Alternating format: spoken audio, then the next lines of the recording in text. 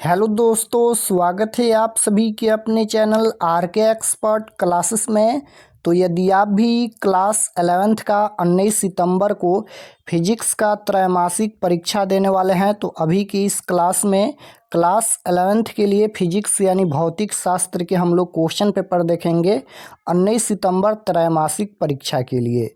तो बिहार बोर्ड के द्वारा क्लास 11th के लिए त्रैमासिक परीक्षा का रूटीन जारी कर दिया गया है। रूटीन हम पिछले वीडियो में बता दिए हैं, जाकर देख लीजिएगा। 19 सितंबर से आप लोग का एग्ज़ाम स्टार्ट होगा और 19 सितंबर को फिजिक्स और केमिस्ट्री का एग्ज़ाम होने वाला है।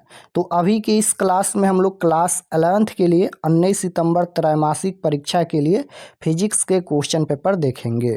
तो यहाँ पर देखिए, क्लास 11th क्वार्टरली एग्जामिनेशन सितंबर 2025, त्रैमासिक परीक्षा सितंबर 2025।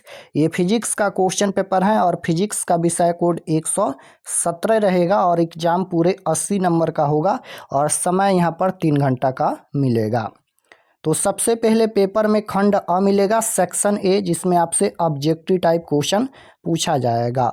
1 से लेकर 70 तक ऑब्जेक्टिव क्वेश्चन है और इनमें से किन्हीं 40 प्रश्नों के उत्तर देना है। 35 नहीं, 40 प्रश्नों के उत्तर देना है एग्जाम में। तो आइए पहला नंबर क्वेश्चन देखते हैं। और अगर आप लोग चैनल पर नए होंगे तो चैनल को ज़रूर सब्सक्राइब कर लीजिएगा, क्योंकि सभी सब्जेक्ट का क्वेश्चन पेपर इस चैनल पर मिलेगा। तो जो क्वेश्चन पूछा जाएगा वह चैप्टर 1 से लेकर 5 तक चैप्टर में से क्वेश्चन पूछा जाएगा त्रैमासिक परीक्षा में। तो पहला नंबर क्वेश्चन यहाँ पर पूछा गया है कि ऊर्जा का एसआई मात्रक जूल समतुल्य है। बताना है कि ऊर्जा का एसआई मात्रक जूल समतुल्य है किसके, अर्ग के। तो राइट आंसर आप लोग याद रखिएगा, 10 के पावर 7 अर्ग के ये समतुल्य है। Right answer option number C हो जाएगा। ऊर्जा का एसआई मात्रक जूल समतुल्य है 10 के पावर 7 अर्ग के। क्वेश्चन नंबर 2 यहाँ पर पूछा गया है कि पृष्ठ तनाव का एसआई मात्रक है। तो पृष्ठ तनाव का एसआई मात्रक क्या होता है? तो पृष्ठ तनाव का एसआई मात्रक होता है न्यूटन प्रति मीटर होता है, और मीटर ऊपर में जाएगा तो इन्वर्स में हो जाएगा, यानी न्यूटन मीटर इन्वर्स बोल सकते हैं। राइट आंसर बी में दिया गया है, पृष्ठ तनाव का एसआई मात्रक न्यूटन मीटर इन्वर्स हो जाएगा। Option number B right answer. Question number 3 पूछा गया है कि कोणीय वेग का विमीय सूत्र है। तो कोणीय वेग का विमीय सूत्र क्या होता है? तो कोणीय वेग का विमीय सूत्र होता है m0 l0 और t इन्वर्स हो जाएगा। ऑप्शन नंबर ए में दिया गया है, option number A right answer होगा। क्वेश्चन नंबर 4 पूछा गया है यहाँ पर, निम्नलिखित में किस राशि युग्म की विमाएं समान है? निम्नलिखित में से किस राशि युग्म की विमाएं समान है? कार्य और ऊर्जा, बल और संवेग, या बल और शक्ति, या संवेग और ऊर्जा।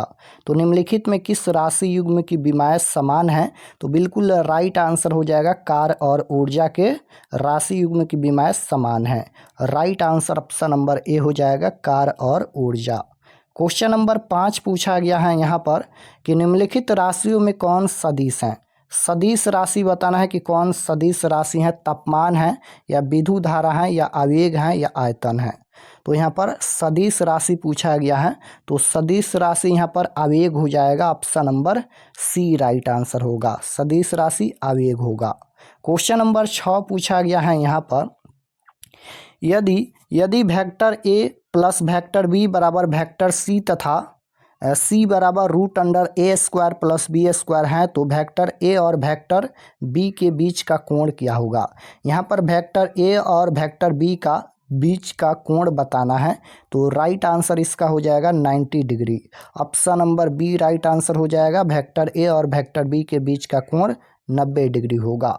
क्वेश्चन नंबर 7 यहाँ पर पूछा गया है कि गुरुत्व के अधीन मुक्त रूप से गिरती हुई वस्तु का क्या एक सामान्य होता है? तो गुरुत्व के अधीन मुक्त रूप से गिरती हुई वस्तु का क्या एक सामान्य होता है? तो राइट आंसर हो जाएगा वेग। Option number C right answer होगा, वेग। क्वेश्चन नंबर 8 पूछा गया है यहाँ पर कि एक बंदूक की अधिकतम सीमा 3920 यहाँ पर मीटर है, गोली का वेग क्या होगा? गोली का वेग पूछा गया है, तो राइट आंसर क्वेश्चन नंबर 8 का हो जाएगा 196 मीटर प्रति सेकंड हो जाएगा। Option number B right answer. Question number 9 पूछा गया है यहाँ पर 9 नंबर क्वेश्चन है, रॉकेट प्रक्षेपण किस सिद्धांत पर आधारित है? तो रॉकेट प्रक्षेपण किस सिद्धांत पर आधारित है? नाभिकीय संलयन या नाभिकीय विखंडन या न्यूटन के गति का नियम या कार्य ऊर्जा प्रमेय? तो रॉकेट प्रक्षेपण किस सिद्धांत पर आधारित है? तो ये न्यूटन का गति नियम पर आधारित है। Right answer option number C हो जाएगा, न्यूटन का गति नियम। क्वेश्चन नंबर 10 पूछा गया है यहाँ पर, यदि अभिलंब बल दुगुना कर दिया जाए तो घर्षण गुणांक क्या होगा? यहाँ पर अभिलंब बल जो है वह दुगुना कर दिया जाता है तो घर्षण गुणांक पूछा गया है, तो ये समान रहेगा, इसमें कोई परिवर्तन नहीं होगा, तो समान रहेगा, option number C right answer. 11 number question यहाँ पर पूछा गया है कि जब दूध को माठा जाता है तो मक्खन इससे अलग होता है, जिसका कारण क्या है? बताना है कि इसका क्या कारण है कि जब दूध को माठा जाता है तो मक्खन अलग होता है। तो राइट आंसर क्या हो जाएगा यहाँ पर? अभिकेंद्र बल हो जाएगा, option number C right answer. Question number यहाँ पर 12 पूछा गया है कि पुनः प्रत्यक्ष टक्कर के लिए कौन यहाँ पर सही है? तो राइट आंसर हो जाएगा यहाँ पर E बराबर 1 होता है, option number A right answer, E बराबर 1। क्वेश्चन नंबर 13 पूछा गया है यहाँ पर, 13 नंबर क्वेश्चन है कि 1 ग्राम और 4 ग्राम वाले दो गतिमान पिंडों की गतिज ऊर्जाएं समान हैं, इनके रैखिक संवेग का अनुपात क्या होगा? यहाँ पर इनके रैखिक संवेग का अनुपात पूछा गया है, तो राइट आंसर हो जाएगा 4:1, option number A right answer होगा।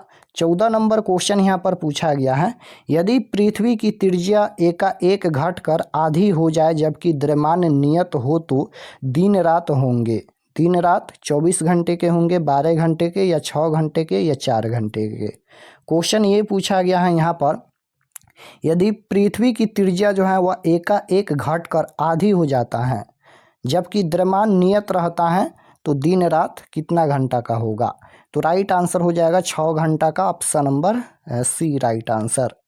15 नंबर क्वेश्चन यहाँ पर पूछा गया है कि किसी वृत्ताकार चक्ति का उसके व्यास के गिर्द जड़त्व आघूर्ण क्या होगा यदि उसके द्रव्यमान एवं त्रिज्या इकाई हो? तो राइट आंसर हो जाएगा 1/4 इकाई, option number C right answer.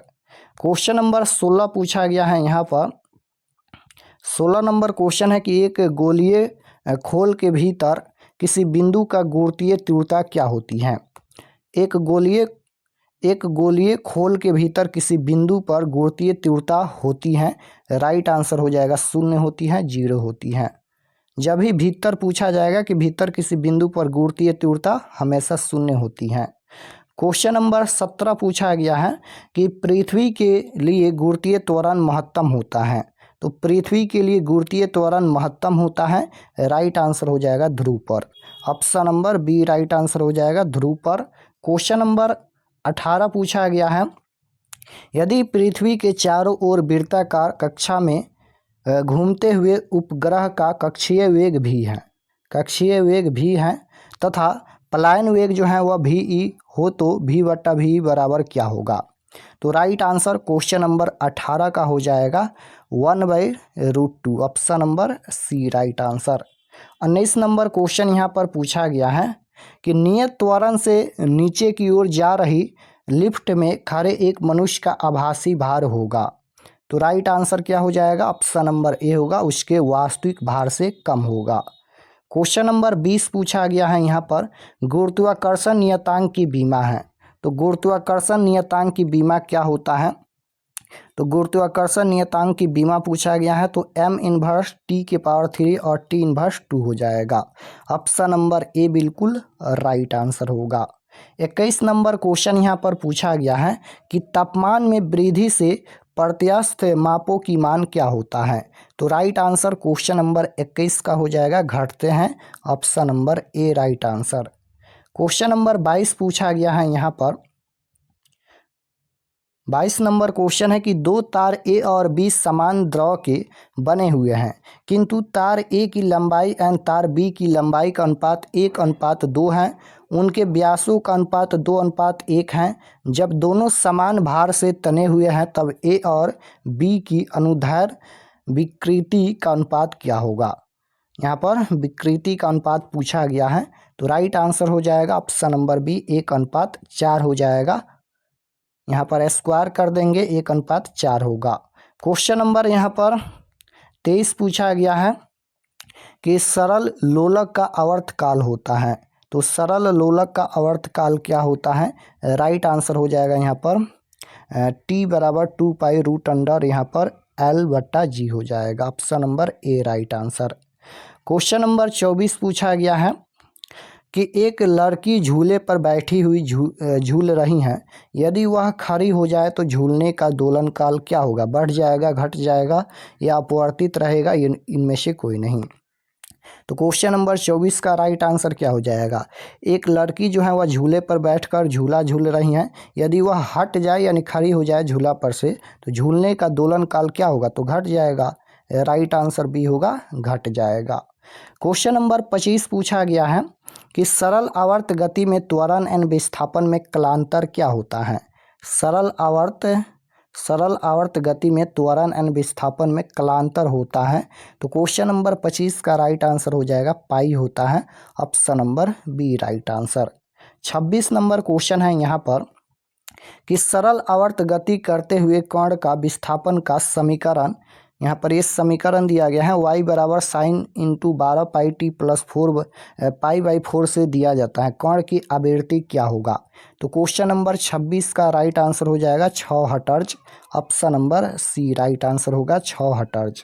Question number 27 पूछा गया है कि सरल आवर्त गति में त्वरण समानुपाती होता है। बताना है यहाँ पर कि सरल आवर्त गति में त्वरण समानुपाती होता है। तो क्वेश्चन नंबर 27 का राइट आंसर हो जाएगा विस्थापन के। सरल आवर्त गति में त्वरण समानुपाती होता है, विस्थापन के समानुपाती होता है। 28 नंबर क्वेश्चन है, एक सरल आवर्त गति जिसका आयाम 10 सेंटीमीटर तथा आवर्त काल 2 सेकंड है, उसका समीकरण क्या होगा? तो समीकरण पूछा गया है, तो y बराबर 0.01 sin 2πt हो जाएगा। Option number A right answer. 29 number question है कि r त्रिज्या के साबुन के बुलबुले के बीच अतिरिक्त दाब होता है। तो r त्रिज्या के साबुन के बुलबुले के बीच अतिरिक्त दाब होता है। राइट आंसर हो जाएगा 4t/r। Option number B right answer. 30 number question है कि पृष्ठ तनाव की उत्पत्ति का कारण है। तो पृष्ठ तनाव की उत्पत्ति का क्या कारण है? राइट आंसर हो जाएगा घर्षण बल। Option number A right answer. पृष्ठ तनाव की उत्पत्ति का कारण क्या है? घर्षण बल। क्वेश्चन नंबर 31 पूछा गया है कि तापमान की वृद्धि से किसी द्रव का पृष्ठ तनाव क्या होता है? तापमान की वृद्धि से किसी द्रव का पृष्ठ तनाव क्या होता है? बढ़ता है, घटता है, स्थिर रहता है या तेजी से बढ़ता है? तो राइट आंसर हो जाएगा घटता है। Option number B right answer. 32 number question पूछा गया है, यदि वर्षा की 2 बूंदों के चरम वेगों का अनुपात 1:4 है तो उसके द्रव्यमानों का अनुपात क्या होगा? यहाँ पर द्रव्यमानों का अनुपात पूछा गया है, तो राइट आंसर हो जाएगा यहाँ पर 1:16 हो जाएगा। Option number B right answer 1:16। Question number 33 पूछा गया है, यहाँ पर P घनत्व वाले द्रव की प्रति एकांक आयतन की दाब ऊर्जा P दाब पर होता है। तो क्वेश्चन नंबर 33 का राइट आंसर हो जाएगा option number A correct answer. Question number 34 पूछा गया है कि तापमान की वृद्धि के साथ अधिकांश द्रवों की सांद्रता क्या होती हैं? घटती हैं, बढ़ती हैं, अपवर्तित रहती हैं या इनमें से कोई नहीं? तो राइट आंसर हो जाएगा घटती हैं। Option number A right answer. Question number 35 है कि पानी का त्रिक बिंदु है। पानी का त्रिक बिंदु क्या होता है? तो पानी का त्रिक बिंदु यहाँ पर पूछा गया है, तो ये हो जाएगा 273.16 केल्विन हो जाएगा। Option number C right answer होगा 273.16 केल्विन। क्वेश्चन नंबर 36 पूछा गया है, मेयर का सूत्र है। तो मेयर का सूत्र क्या होता है? मेयर का सूत्र यहाँ पर CP - CV = R। ये आप लोग फार्मूला याद रखिएगा, CP - CV = R होता है मेयर का सूत्र।